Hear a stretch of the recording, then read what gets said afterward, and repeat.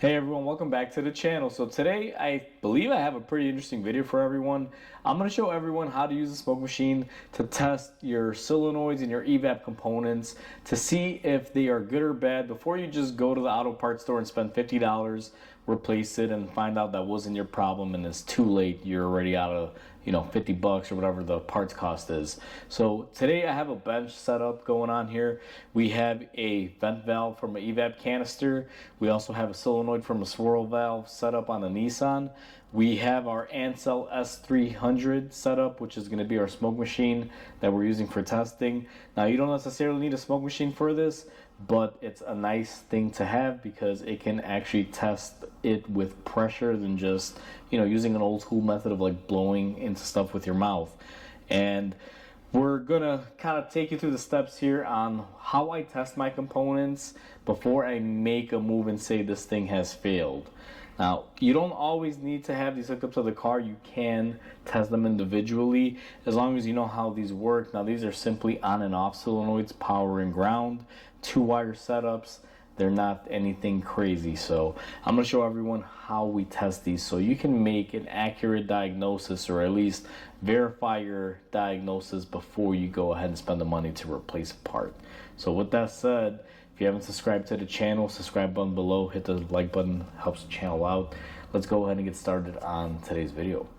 So we got our setup here, and I'll kind of explain this to everyone so we know what we're working with, because it looks a little bit scientific. We have our car battery, 12 volt. To that I have my Ansel smoke tester hooked up to it. We also have a positive and a negative lead so we can power up our solenoids that we're going to be testing, because you need to test these in the off state and a powered up state, because some of them are the type that will close when powered up and open up when powered down. And on top of that, we have made our own little connectors, and we're pretty much ready to go. So that's kind of the setup. So what we have here is a emissions vent valve or canister valve. Allows the fresh air to go inside of the canister and into the tank. This was off of a Nissan, if I'm not mistaken. It's been a while. I've had these parts kind of sitting around and just pulled them for this video.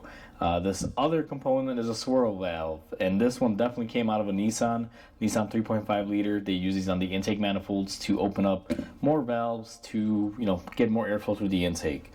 Not the greatest thing, but that's what they do.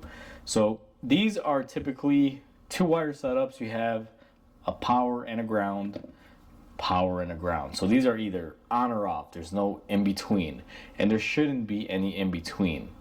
Now that we know our setup and how it's going to work, what I'm going to do is go ahead and take my solenoid, and I'm going to go ahead and connect the ground to it. And just to show everyone that this solenoid is capable of making movement and sealing itself off, we can all agree we hear that. And we got a little bit of smoke coming out because I was making sure the setup was working earlier. So what I'm going to do now is take my smoke machine. I wrapped up some tape on the lead just because I didn't have a hose big enough that would fit this. So we're going to go ahead and shove this in here on our fresh air side. Doesn't really matter which way it goes, and just for sealing purposes, because it doesn't seal well. I kind of tested this and did this before trying to shoot it, and we were getting some smoke coming out of here. So I'm just going to use a little piece of tape here to just create a nice and tight area. Just like that. And we're going to push this in. So now with our solenoid de-energized, you can see here, when I turn on my smoke machine, we should be getting flow out of this. So let's go ahead and turn our pump on. We can see we got a lot of smoke coming out of there. Let's go ahead and turn off our smoke machine. Now this system is normally open, de-energized. What I'm going to do next is take our positive and connect it and energize the solenoid. Now that solenoid is on. Technically, let me blow the smoke out of here. There shouldn't be any smoke coming out of this end right now, but let's go ahead and turn on the smoke machine.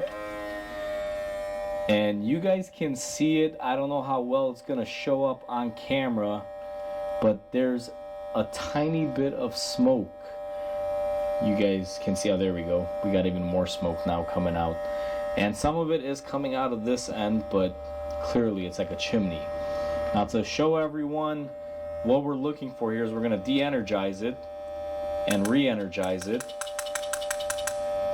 When we re-energize it, you guys notice the smoke kind of gets a little bit weaker, but not by a whole lot. Plus it also kind of puffs in the back towards right here. You can see how it blows on more. So that solenoid is working. It's coming down. It's reducing the flow, but not shutting down completely all the way. And this needs to completely shut it down. Got the smoke blown out. So with that test right there, we confirmed that the solenoid in here is working.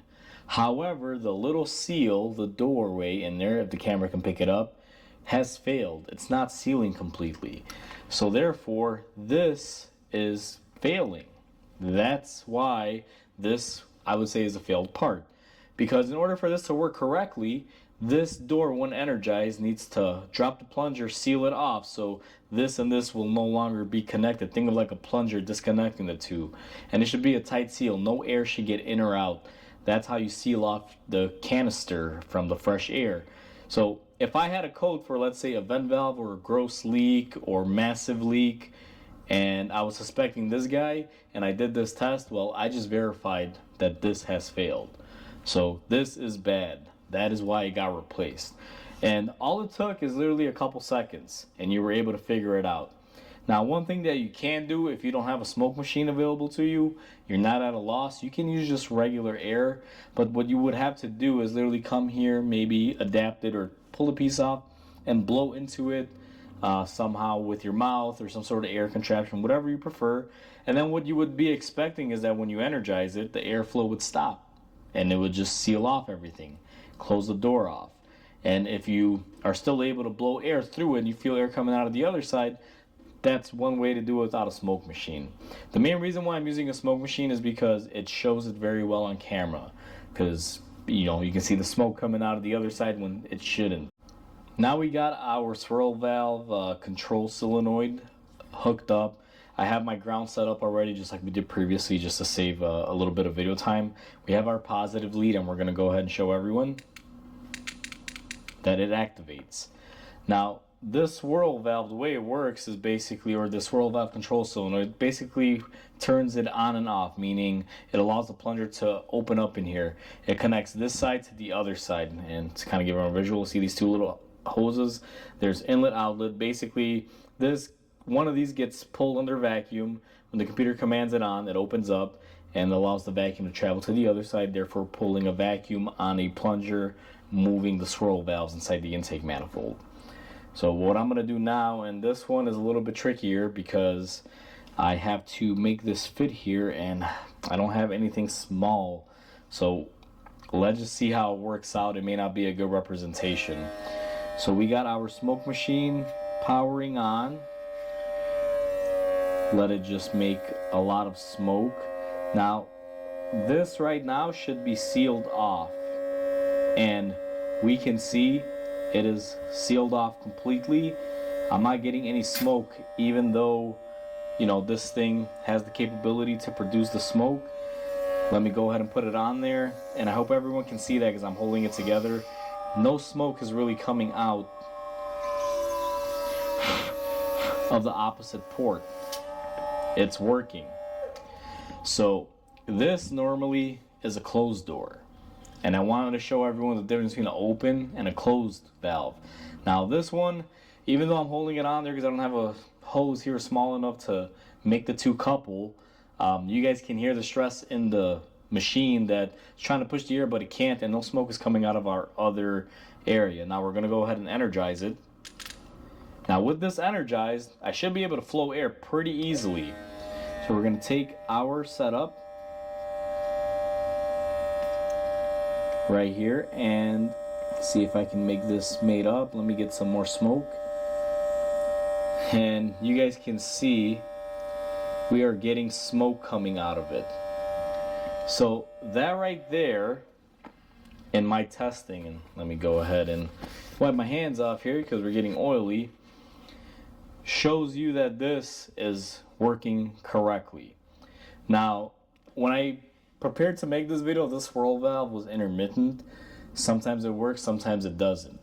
And I'm glad for this video it's able to hold out and show you that this is working, because it kind of gives us an idea that if you were testing this, this would pass at this point. What I like to do when I test these sometimes is I'll kind of turn them on and off, and what'll happen is you can kind of actuate it little by little. Now this one, if you turn it on and move it, you can usually unfreeze them if they're stuck. If you do that rapid pattern, and you're able to test it. Now, testing something like this can be sometimes inconclusive. It doesn't always yield you a correct, I guess you can say, diagnostic, especially when it comes to something like this where it could be intermittent. But for the most part, if you stress out the part, sometimes what happens is these will fail when they get hot. What I like to do is just kind of do this with them and kind of prep them, get that motor moving, the plunger moving, getting it warmed up to see if it does fail when it gets hot. Just a little quick tip on something like that, because sometimes you may have something like this where like it works, it's intermittent, and you may have like an intermittent code or a couple codes saying that this is a failure. Like this particular car and this swirl valve, I did it about 2-3 weeks ago. I remember that the failure code had tripped about 4 to 5 times over a few drive cycles. So when you see that you have a code that's tripped up and it has like 5 counts on it over a few drive cycles, you know that that issue comes and goes and it's intermittent. So you'll usually have to stress it out a little bit by just, kind of playing with the powering it on and off like that.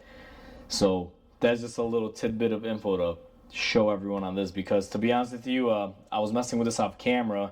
I did a couple shots with it where it was failing, and then finally we were able to get it on a good shot where it's like working correctly. I would order a new one and show you how it works 100% of the time, how it's supposed to work, but the reality is these are like $200, and I'm not gonna buy one just for a video purpose, because I'm not gonna be able to return it. I'm stuck with it at that point. So I'm glad this one finally decided to work and show you what a good pattern is versus a failure. So hopefully this little bit of info gives you a little bit of an idea. And that is how you test these. Now I hope this video kind of gives you guys an idea. It was a little bit more tricky with this one because this one, like I said, I didn't have the adapter piece. Hopefully the camera caught that. Sometimes doing stuff without having the proper tubing and stuff, or proper ways to show it, can be a little difficult, but the main focus is on this one. You guys can kind of see this one was pretty cut and dry. This one, because it is intermittent, like I said, I tried to shoot that clip a few times, and 3 times it failed, and on the 4th try it worked, where it sealed off and it was actually sealing. And the way I was able to achieve that was by taking this and literally hammering it on the table, getting that little motor to unfreeze, because the issue with this one is that the solenoid freezes up. Usually whatever the brushes or whatever's in here, the plunger, it's not moving, is free. But after I smacked it pretty hard, it started working correctly, and I'm glad I was able to catch that clip, although I'm pretty sure in the editing process when I make this video in edit, it's gonna probably not be as clear. But overall, that's how you test these. If you're gonna spend $100 on this and not be sure, and it's a possibility you're gonna lose $100, pull off your old one, grab a 9-volt battery or a 12-volt battery or something, a couple wires, and just test it. Whether you have a smoke machine or not, you can test this easily just by blowing air into it and seeing when it's deactivated if it flows air, and when it's activated if it stops flowing the air. Same principle applies with this. It shouldn't flow air, and then when you activate it should flow air. So these two are polar opposites of each other. One is normally open, one is normally closed. And I hope this video makes it clear to everyone. I wasn't really prepared 100%. Like I said, I didn't have the hose to connect the smoke machine on here flawlessly, so I kind of had to hold it together. But hopefully the video proves enough. This video was kind of a spur of the moment type thing because I just got this Ansel S300 sent over to me by Ansel for testing, and I've already made a review video on it. I've had it for a couple weeks now, and I've been trying to find more and more case uses to do it. So this whole video came about, me having this, needing to test it, and the long-term test that I do with it.